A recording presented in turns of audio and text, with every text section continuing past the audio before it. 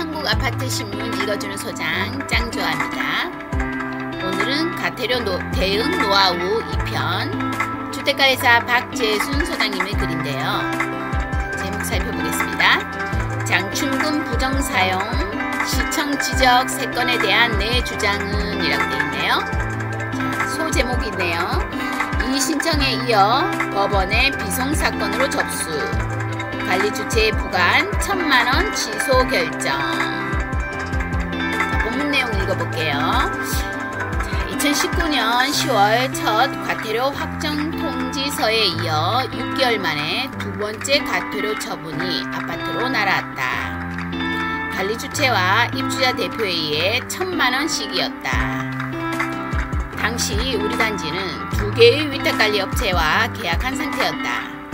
시청은 내가 속한 위탁사가 아닌 추후 계약한 위탁사에 업무를 인계하라는 명령을 내렸다. 이에 나는 시청 앞에서 1인 시위를 벌였다. 시청의 명령에 항의하고 입주민들과 함께 시청을 몇 차례 방문했다. 그러자 시청 측은 감사를 실시하겠다고 공포하고 얼마 뒤인 11월 2주간의 기획 감사를 벌였다. 감사 결과는 12월에 나왔다. 결과지에는 2016년에서 2018년 장기수선 계획에 반영되지 않은 공사를 3차례 진행하고 공사비로 장기수선 중단금을 부정하게 사용했다는 내용이 담겨 있었다. 2달 전 과태료 대응 경험이 있어 당황스럽지는 않았다. 2020년 2월 장기수선 계획 입법 취지에 어긋나지 않았고 입주민들에게 피해를 끼치지 않았다는 내용의 소명자료를 제출했다. 그러나 시청은 이를 받아들이지 않고 3월 입대의와 관리주체에 각각 1000만원의 과태료를 부과 사전 예고를 했다. 이에 입대의와 관리주체가 의견서를 시청에 제출했으나 불수용 처리됐다. 그 이유는 듣지 못했다. 그 무렵 과태료 부과 처분이 확정됐다. 2020년 4월 말 이의 신청을 제기했다. 이로써 시의 과태료 부과 처분은 일단 효력을 상실했다.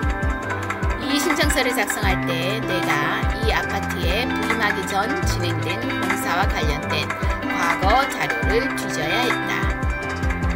장충금 사용계획서, 입대의 회의록 및 의결 내용, 입주민 서면 동의서, 각종 자료 사진 등 증빙서류를 첨부해 제출했다. 이 신청서에서는 장기수선 계획의 취지부터 설명했다.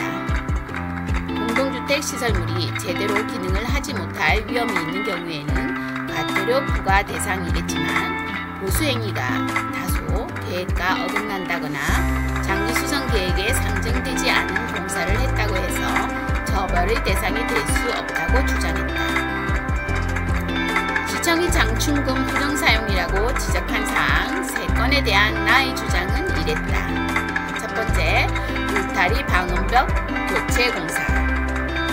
장기수선계획상 2020년으로 잡혀 있었고 검토 내용에 공동주택 지원사업의 선정 시 즉시 공사 착수함으로 명시되어 있었다. 마침 2016년 지원사업에 선정돼 장기수선계획 조정을 위한 절차로 공사 관련 공청회, 입주민 서면 동의 실시, 장충금 사용계획서, 의결서 등 모든 절차를 마쳤다고 밝혔다. 자, 두 번째, 승강기 부품 교체 관련 공사. 2017년 승강기 정기검사에서 승강기 브레이크 교체가 긴급 시정사항으로 지적됐다. 입대 의결 및 입주민 동의를 받아 공사를 진행했다.